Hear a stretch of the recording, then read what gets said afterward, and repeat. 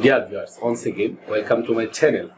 Dear viewers, আমার যাওয়ার কথা আছে বা আমার যাওয়ার কথা ছিল, কথা আছে বা কথা ছিল এই জাতীয় বাংলা বাক্যকে ইংরেজিতে ট্রান্সলেট করতে আমরা অনেক সময় প্রবলেম ফেস করি।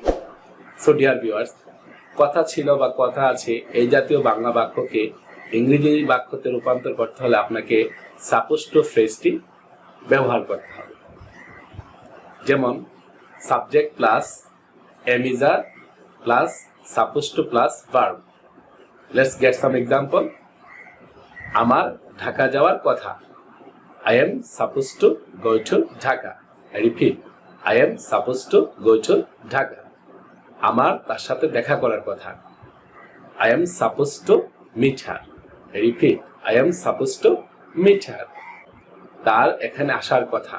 He is supposed to come here. I repeat, he is supposed to come here.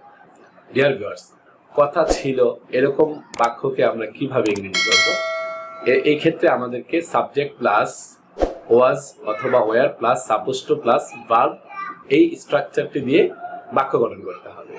Let's get some example. আমার তার সাথে দেখা করার কথা ছিল। I was supposed to meet her.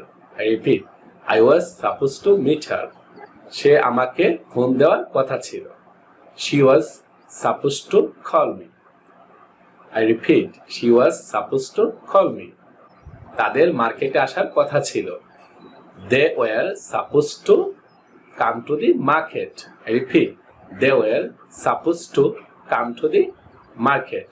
Dear viewers, এরকম ভাবে আমরা চাইলেই সাপোজ টু ফ্রেজটি ব্যবহার করে কথা ছিল বা কথা আছে এরকম বাংলা বাক্যকে খুব সহজেই ইংরেজিতে ট্রান্সলেট করতে পারি।